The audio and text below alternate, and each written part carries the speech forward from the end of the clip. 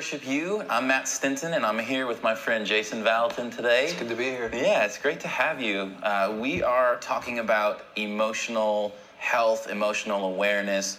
I've been looking forward to filming this series for a long time. This is something that is very near and dear to my own heart, and Jason is a brilliant counselor, and I've spent some time in his office, and I owe him a lot for those times. And so we wanted to bring this to you guys because we think this is such an important thing to learn as we're all growing in our craft, being better worship leaders and just healthier individuals altogether. So today we wanted to start out by talking about self-awareness. Yeah, let's do it. Now, a lot of people may not know exactly what that means. Can you give us a little bit of a definition? Yeah. Self-awareness, in my mind, the easiest way to define it is the ability to know what's going on inside of you at all times. The reason why it's so important to know what's going on inside of you at all times is most of your thoughts that you have in a day. So you're driving, for instance, from work to home.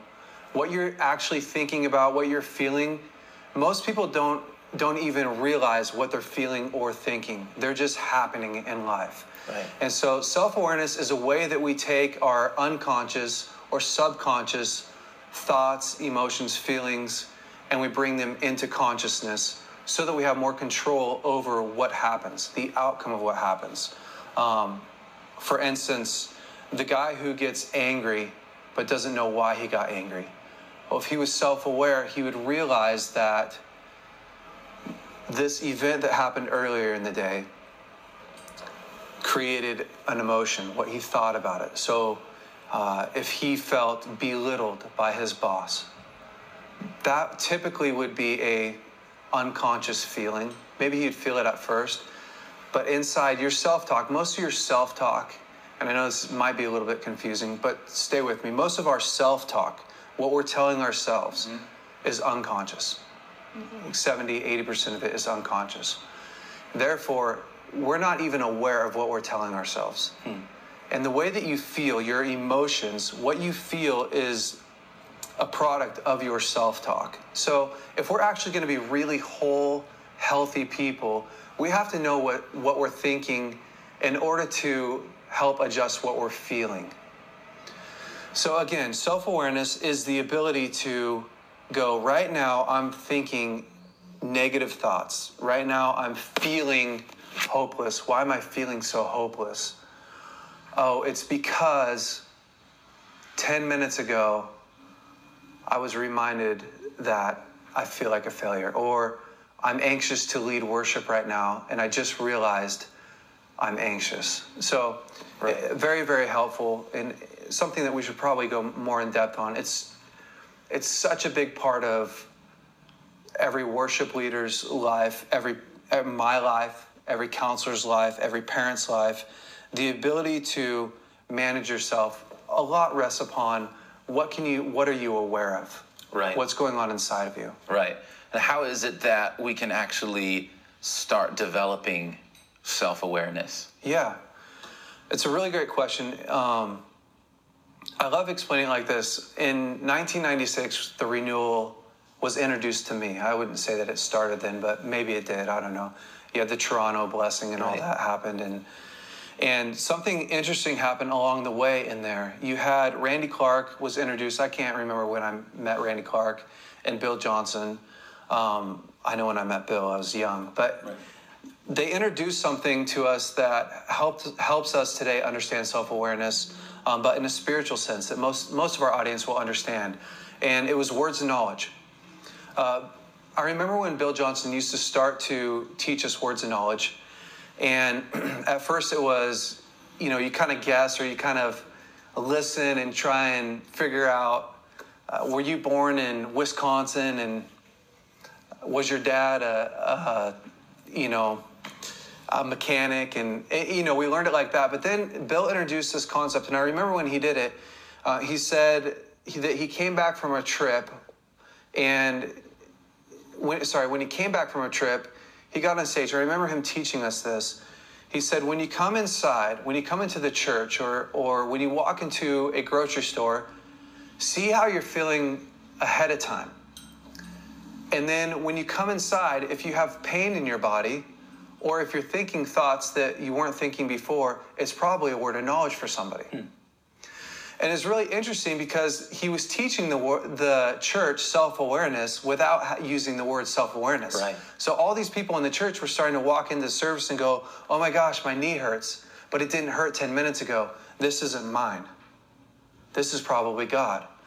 Well, in the same way, when you get really good at knowing what's going on inside of you, when you get really good at wanting to know what's going on inside of you, when you make that a goal, why do I operate the way that I do? Why do I think the way that I do? Why am I so insecure all the time? What will happen is you can start paying attention to it.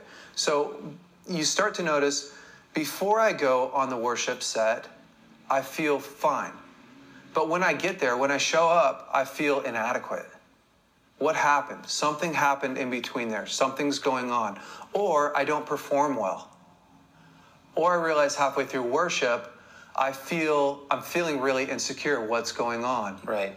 So it's, when you wake up in the morning, you should have something written on your mirror. How am I doing?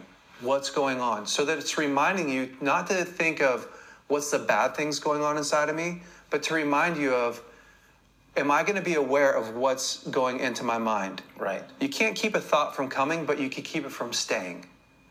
And you can keep it from defining you. So the goal is that you'd be able to go to a worship set, that you'd be able to enter into a situation, maybe a boyfriend-girlfriend situation, and realize ahead of time, oh, I'm feeling nervous. When maybe you wouldn't notice that you're feeling nervous before. Or I feel really inadequate right now. When maybe before you would never even notice that you'd feel inadequate, you would just act out. Right. So the problem is, when we don't understand that we're feeling a certain way, insecure, lonely, depressed, when we don't realize that we're doing that, we often create messes based upon our negative self-talk, based upon our emotions. We say sarcastic things, or maybe I'm preaching from the pulpit. That happens sometimes. I don't realize that I'm nervous. In order to calm myself down, I'll tell a joke, and hopefully the joke is appropriate. Right. I wouldn't have to do that if I'd realized, okay, right now you're really nervous. That's all right. Be aware of that and say something to help you connect with the people. Don't just run your mouth until you feel calm. Yeah. Does that make sense? Yeah, definitely. Now, once you are aware of how you're feeling, you're aware, oh, I'm nervous right now, I'm anxious right now. What are the steps that you can take to, like what is the first couple steps to fix that? Yeah, I think it's really important for starters that we accept the way that we feel. So many people try and not feel a certain way. For instance, anxiety. Yeah. People get anxiety, and right away we go, how do I not feel anxious? Well, now you feel anxious about feeling anxious, which is this really weird concept. For a second, just accept the fact that you feel insecure. Okay, I feel insecure. What am I going to do? Probably, if you think logically, you can work your way through, I'm getting ready for this interview. I feel nervous. Therefore, I'm going to think of a couple stories I can tell ahead of time. I'm going to start on my strongest topic. I'm going to do something logical that helps me take my mind off of how I'm feeling and focus it on what I should be feeling. Or I feel really nervous around Brian Johnson because he's a worship leader that I really look up to. Right. I'm going to resort back to, what does God what does God say about me? I'm going to strengthen myself in the Lord, is what Bill would say. I'm going to strengthen myself in what I know to be true, so that what he thinks about me doesn't actually become an identifier, something that what I think he thinks about me doesn't become something I take on as my identity. Does that make sense? Mm-hmm. It's something that I go, okay, I think that he's thinking this, but I'm not going to let that stay in my mind. So ultimately, it's you taking power over what you allow to stay in your brain. Right. Are you going to allow a negative thought to stay in your mind all day? Bill says a really great quote, a really great line. He says, if it didn't start in the heart of God, don't let it stay in your mind. The emotion will leave when your thoughts are right. I'll say that again. When you think the right things, your emotions will line up with it. Because our emotions are mostly derived from our thoughts. Right. Think negative thoughts, feel negative emotions. So control what you're thinking, connect with God, connect with the prophecies, connect with your close friends, have conversation around it if you can't get it to go away. Create an action plan for it. It just depends on how in depth you're going to get. Yeah. Sometimes you have to wake up in the morning, write stuff on your mirror, and read it every day. I'm born in the image of God. I am empowered because of what He did for me. You're writing things that are helping you feel equipped to face whatever feels daunting. Yeah. Yeah. But don't leave your house without being aware of what's going on inside. No, that's great. Now, I've heard you talk about before, like human needs. Like you have the body needs, spirit needs, soul needs. Yes. Can we take a few minutes to talk about those things? Yeah, I think that's it's one of my favorite topics. Right, especially right now, because to me it seems kind of revolutionary because it's so simple. Right. It'll be interesting. People right now are thinking, a lot of people are thinking, I don't even know how to find my needs. Right. And we might need to talk about that a little bit. But body, soul, and spirit, we are made up of three parts: body, soul, and spirit. Mm-hmm. Mind, will, and emotions is your soul. And your body, that's easy. And your spirit is the part of you that connects to God. And each one of those parts has a different set of needs. And the amazing thing, for instance, like spirit. One spirit need would be hope. That's one thing that you get from God, and that's one thing that would be in the spirit category, if you will. Worship. Your spirit needs worship in order to function well. You need worship. We need connection with God. Does that make sense? Yeah. Without connection with God, we're like a ship in the sea without a rudder and a compass. We just end up anywhere. For body, it's really simple. Exercise, sleep, rest. It makes the most sense to people. Right. Food. Yeah. And you start thinking, well, how do you know when you have a need? Well, think about food. You're hungry. It hurts. Mm-hmm. You feel uncomfortable. You get agitated. That's a need. And then you have your soul, your mind, will, and emotions. You have processing. You have education. You have self-talk would be a big one of those. And here's where we're going with this, really. When you start talking about spirit, soul, and body needs, you have to think through, how does it affect me? How does it affect me as a worship leader, as a human being, as a pastor, as a counselor? It's really simple when you start putting things together. I love equations, and so maybe we'll do a couple of those.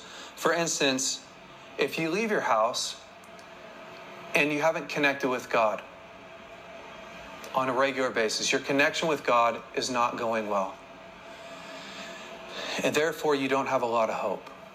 So if you're feeling hopeless, and then you go to the soul needs, and you start going through a list of soul needs, which a great one would be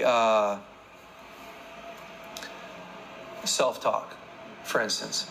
So your self-talk is negative, and your hope is very low.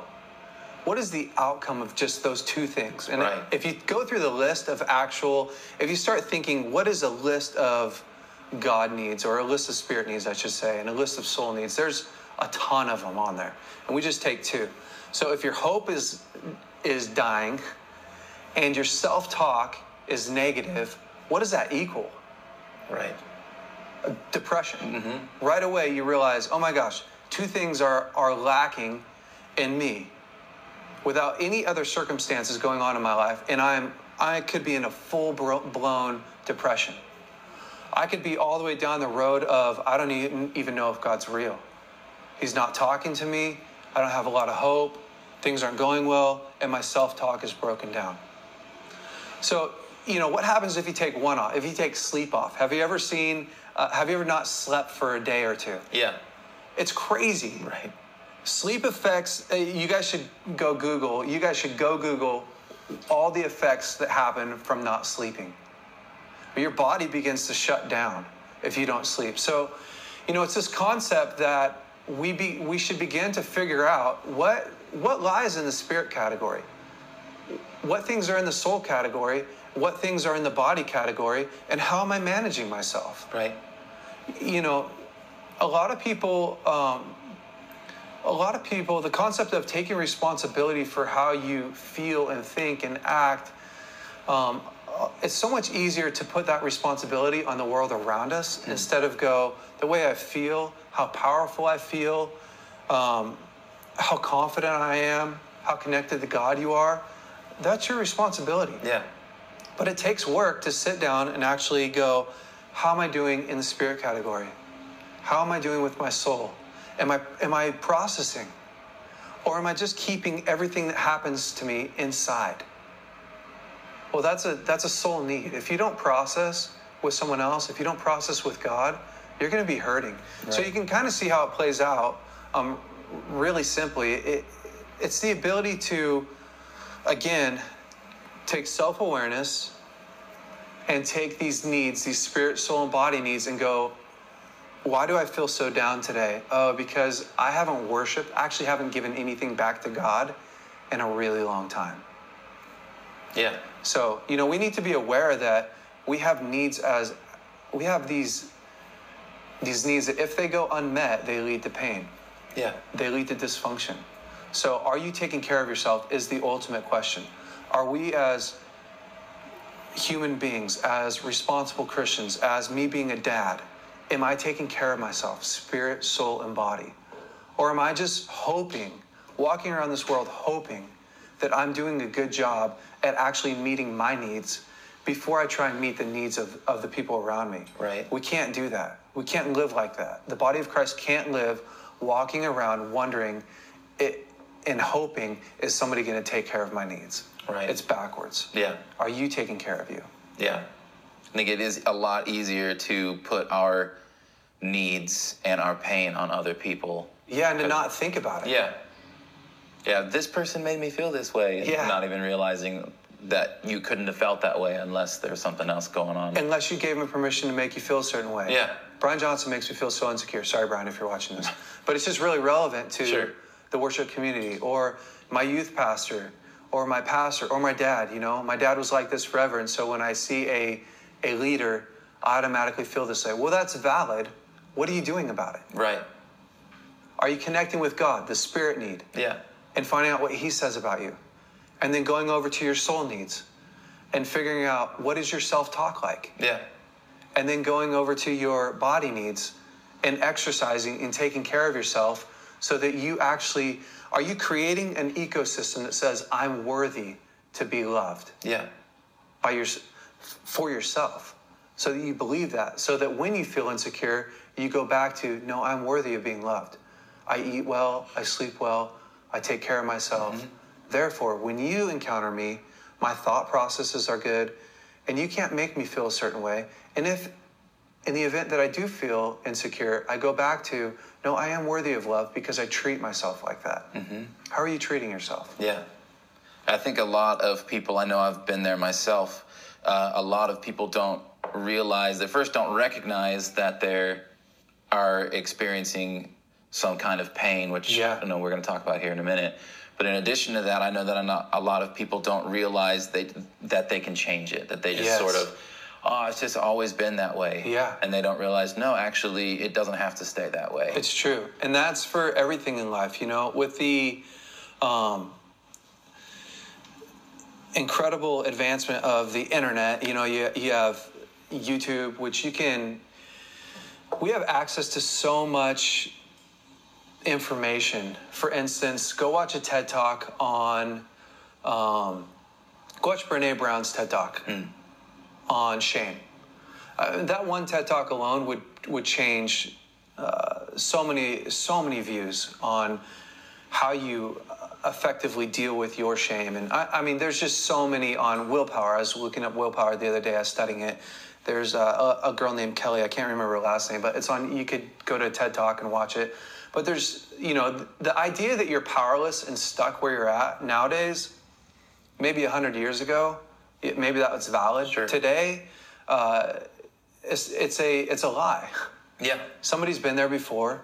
Somebody's giving out free information today we're giving out free information on how to overcome or how to be more aware. It really lies in, will you actually do what it takes today? Will you actually sit down and do what it takes to assess yourself?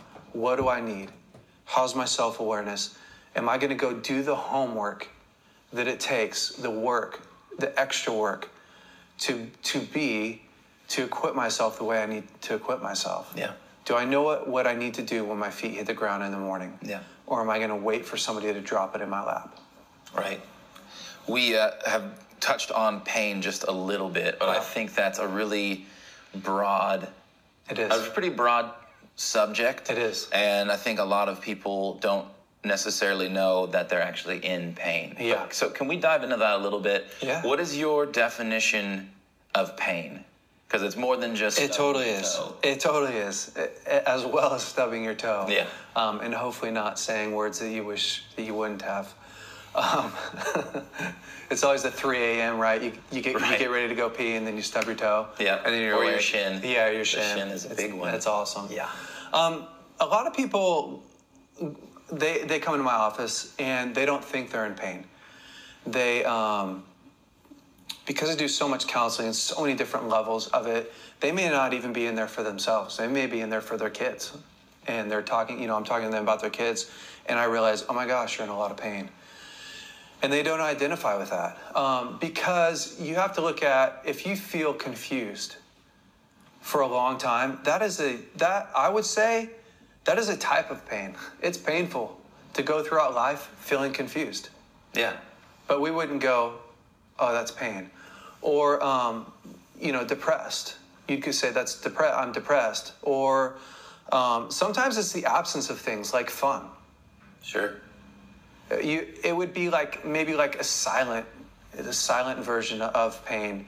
It's not so outward that you can't tell, I'm hurting right now. But when most of the time people come in, I go, when's the last time you had fun? Like crazy fun, where you forgot that the world existed. Right. They can't even think about it. Adults can't even think about, they can't pinpoint. They'll say something like, oh, I played with my 4-year-old the other day. I'm like, no. When you couldn't even remember that the world exists. You're so into it.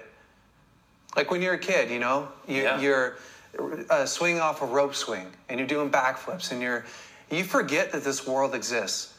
When's the last time you had that? And they realize oh my gosh, that hurts a little bit. I forgot about that world. So I think pain, there's probably a million different definitions of pain. I think it's more helpful to identify what types of pain are there. And, there's emotional, there's mental, there's physical, but then there's all these underlying different synonyms that we wouldn't necessarily, like confusion or uncertainty or, I don't know, things of that nature. Right. that I would say, yeah, it's painful. Those things are painful. So that all equals pain. Yeah. Now, how is it that you can start going about actually identifying things? Because I know of things in my life that I literally I acted out of for years without ever really realizing it was there. Yeah. How is it that we can get from a point of having that happen to actually being able to say, oh my gosh, I had no idea that this was driving me? Yeah. It's crazy. It's such a crazy thing. It's not a terribly hard link to make, but the performance mentality. That's so fear-based and so common and so painful. Sure. Right? Mm-hmm. When you grow up in a house where you have to perform all the time, or you feel like you have to perform all the time in order to meet your parents' expectations, in order to feel good about yourself, right? Right. The perfectionist mindset, which, I mean, we're talking to an audience that is probably riddled with that. Right. You wouldn't call that pain, but that's super painful. And most of the time, you don't know that you're doing that. Right. Here's kind of what happens. Pain has a voice. So I'll explain pain. Pain has a voice. It says something like, do whatever you have to do to stop this now. Right. You go skiing, you break your leg. Immediately, your body is saying, whatever you have to do, stop this. I don't want to feel this. It's why kids do drugs. They're in a ton of pain from home life, from whatever, their internal world. No, you know, I always say, like, I've never met somebody that decides to destroy their life in drugs just because they thought it would be fun. You know, you don't meet 13-year-old kids. I used to go minister at a drug rehab, and I didn't meet one kid there that was like, I just thought it'd be really fun to do drugs. All the stories were like devastatingly heartbreaking. The crazy. Like, I'm crying after doing these appointments there. Yeah. And what happens is they get introduced to pain. We all do at a very young age. Now, depending on the home life that you grew up in, you either know what to do with it, you process it with your parents, you say, you know, I'm hurting, my heart hurts. So your parents notice you're acting abnormal. What's going on, buddy? Is your heart hurt? Yeah, my heart hurts. And they learn that kind of language. Well, most people didn't. Yeah. Unless they met Danny Silk or Dr. James Dobson, you know, they didn't. And so what typically happens is we don't know what to do with pain. So we express pain when we're young. Now, we can't remember that when we're young, but our environment tells us how to deal with it. And we hear things like, walk it off, suck it up. How many times have you heard, suck it up? Now, I wouldn't want to put your parents out there. All right. But we do. We hear, suck it up, walk it off. Or, you know, you're a man, like, tough it up, tough it out. Yeah. And all we're saying is stuff it down. Stuff it down. Pretend like it doesn't happen. Pain is weakness leaving the body. Not really. Right. Not really. Maybe pain is showing that there is weakness in your body. And weakness isn't something that you need to get out. It's something you need to acknowledge. How profound is that? Yeah. You're in pain. Do something about it. But through the years of learning, this is hopeless. My environment doesn't know how to deal with it. I don't want to be in it. My body's screaming for an answer. We begin to numb our emotions, or we begin to medicate through alcohol, through pornography, through baseball, through perfectionism. If I do this better and better and better, I won't hurt. It's a lie. And I hurt, the more I hurt, the harder I try. You know, so to answer your question, how do you get into places where you didn't realize, oh my gosh, I didn't even know I was feeling this way? Yeah. It's like you didn't know you were feeling that way because it started when you were really young and you numbed it. And it's been your normal forever, so you don't even know until I present to you a new normal, or I go, hey, why are you acting out? You didn't even know that was acting out. Right. You know, how many kids do you meet or adults that you meet didn't realize their home was dysfunctional until they got to their teens, until they went over to another parent's house, another friend's house, and they realized, oh my gosh, this dad hugs the kid. His dad actually hugs him. His dad wants to go play football with him. Right. He didn't even realize, if you grew up in a home where your parents didn't want to be around you, you don't even realize how much you're in pain until you go to a home where the parents want to hang out with their kids. That walk home, you'll realize, if you walk home from that, you'll realize how much pain you're in. Does that make sense? You realize, oh my gosh, I don't get all that. Yeah. You didn't know that was normal to get that, or you should want that until you actually experience it. So the real question is, what are you doing for the pain you're in? Yeah. What are you doing for it? That's the question. Yeah. Do you recognize you're in pain? Are you shoving down emotion? Are you numb? Or are you beginning to realize, no, I'm in pain. What am I going to do for that? And, you know, and we could go down that road. Yeah. And talk through. Yeah. Can we actually take a couple minutes to talk about like what it actually looks like to work through pain? Yeah. Because I think probably a lot of people by now are thinking about some places in their life where they actually feel pain and they think, well, okay, now what do I do with it? Yeah. What are some practical steps that they can take to? Absolutely. take care of that? I think the first thing is people need to. There's a lot of things, and I always try and say this. There's a lot of things in our life that happen that the Lord covers. I've met people that have been raped or molested or sexually abused or abused physically. That literally, they worked it out with the Lord, and they're okay. So I want to say, don't go back and dig up a whole bunch of stuff for the sake of digging it up. Now, don't pretend like something didn't happen if it really happened. Right. Does that make sense? If you can't freely talk about where you've been in life and what you're feeling in life with the people that you trust, I'm not saying with the world, with the people that you trust, you're in bondage. Mm-hmm. There's some bondage there. Does that make sense? So I just want to give, we have to make sure that there's some balance and boundaries around how we open up and also how to identify where we're at. So for starters, if you're identifying that you're in pain, how much pain are you in? Sometimes you have to ask yourself, what do I need? And that's really almost a whole different subject, but you should be able to talk to yourself on some level, sit down and go, what do I need? We all do it. How much food do you need to eat in order to be full? Right. What kind of food do you want? Do you want Thai food or do you want Mexican food? Do you want me to cook for you? Probably not. How much connection do you need from your wife?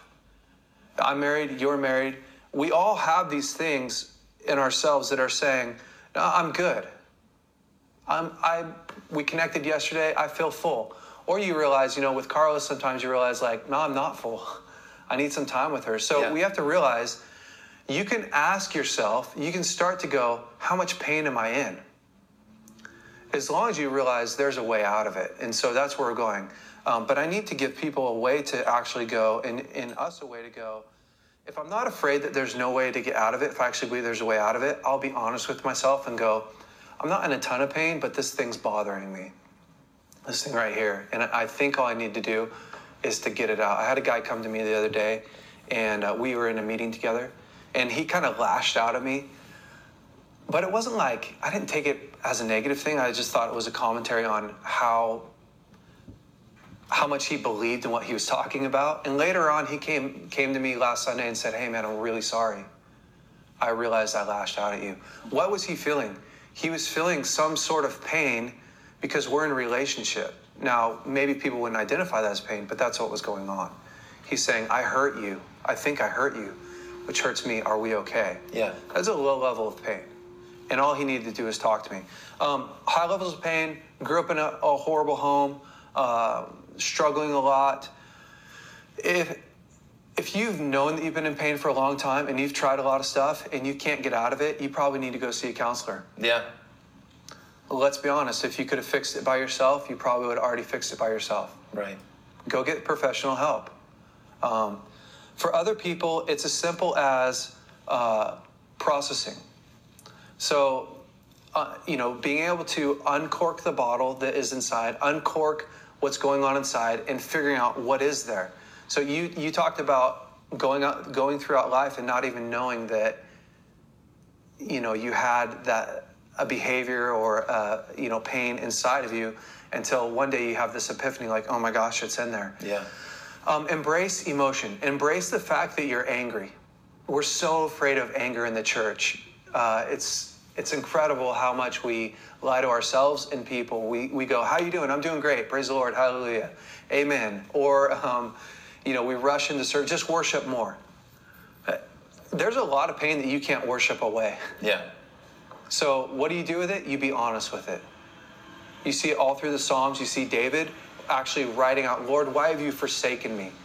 How many people listening to this would be super afraid to say, God, why have you forsaken me? Right. We'd question our salvation. Mm-hmm. But you see David going and verbally processing. You see him using his instruments and singing his actual pain out. Right. When I went through my divorce, that's what I did. I realized I have every thought that was positive, the birth of my kids, our anniversary, our wedding day, all of a sudden flipped into a negative when when my wife left, and I'm not even going to get into all that, but they all flip into these incredible places of pain. And I realized, like, oh my gosh, one day I was sitting there thinking about my wedding day, and I'm bawling, thinking like, I don't even know what to do with this, God. I gave my virginity, like my heart, my vows, to one person, and it's gone. Yeah. What I did is I didn't stop that emotion. Even though I was afraid of it, I dove into that, and I cried, and I wrote about how I felt. I mean, raw, like wrote, not like Christian words, like right. Whatever was inside of there, I got out on paper. I'm writing. It's not a commentary on my character. It's a commentary on how bad it feels to be molested, to be verbally abused, to be rejected, right. to be left, whatever it is. Write it out, honestly. What happens is you will eventually get to a point where you're tired. You're tired of crying. You've cried so much, you have a headache. You know the headache cry? You get bloodshot in your eyes. You'll cry so much, you'll be done. And I know I'm taking a long time, but I think it's important. Sure. You'll be totally exhausted about one thing, that one thought. Don't take 50 thoughts, but take the wedding day. Take one abuse. Think about that, process it, write about it. Eventually, I won't have anything left to say. At that point, you'll be drained. It's like dumping out the bottle of whatever, uncorking the bottle. Right. Everything gets dumped out. Now, when you're emotionally drained, God, what do you think? A lot of times people they focus so much on the fact that they can't hear God ahead of time that that becomes a stumbling block. They can't hear God because of the pain that's separating them. Yeah. Right? So if you dump all of that out, if you get it out on paper, if you get it out through song, if you get it out verbally processing with somebody, all of a sudden you have this capacity, because you're drained and you're empty, to hear what he has to say. Not only that, but you realize what questions you really need answered from God. If you pinpoint one thing, like, again, my wedding day, she left, I can have so much emotion over that I don't even know the question I'm really asking, what I'm really hurting over. Right. Once I process, I realize I'm hurting over the fact that I will never be able to give this to a woman again for the first time. That my vows meant nothing to somebody. And I'm not sure how God's going to fix this mess. Do I actually trust God that a woman will want somebody like me who has 3 kids and a broken marriage? Those are the real questions. That's really what's causing me pain. Mm-hmm. So identifying the questions really only happens after we emote. Yeah. Then I can ask God those questions. Lord, what are you going to do for these things? Now, the Lord will come in and give answers. It's his actual words that heal us. Yeah. It's his promise that heals us. From that place, from the place of his comfort, now I can begin to start the process of forgiveness, because I have hope. I have compassion. I can go, Lord, how do you see this guy who rejected me? Lord, how do you see this person who physically abused me? How do you see them? It could be you. Lord, how do you see me? Well, he always has an answer for it. And he'll give you I did this with a client one time. His dad used to tie his brothers up to trees and beat them with rubber hoses. And so obviously he had tons of emotion around it. And, he verbally processed how much he hated his dad, like hated his dad. It was crazy. He was in my office screaming. Once he got done, it was, Father God, will you show me how you see my dad? Yeah.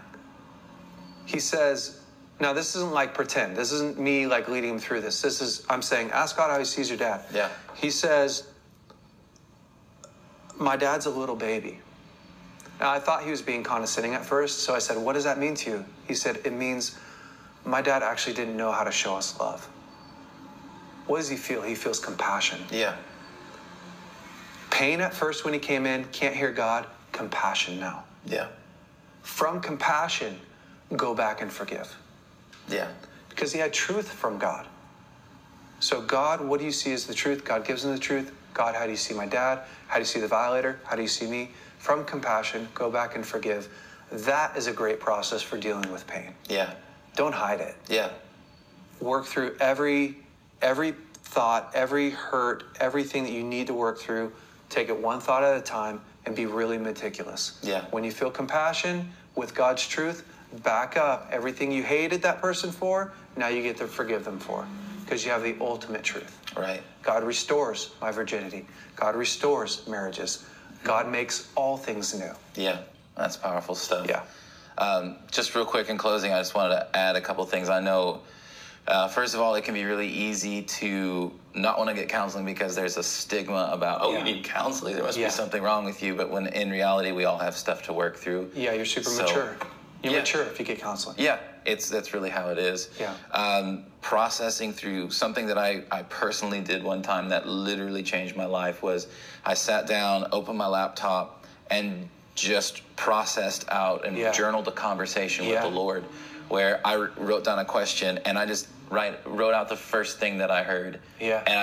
And we went back and forth in this typed out conversation, and he showed me things I had no idea that were in there, but because I took the time to really process what I was going through and to hear his perspective on it, it completely changed. Absolutely. Completely changed my life. Yep. So in closing, if people want further resources, somewhere that they can go, do you have a couple quick recommendations for pain and all this? Yeah, so processing pain, I have, they can go on Bethel's website and get the book. I wrote a book, Supernatural Power of Forgiveness, which is all about working through pain, actually, becoming self-aware.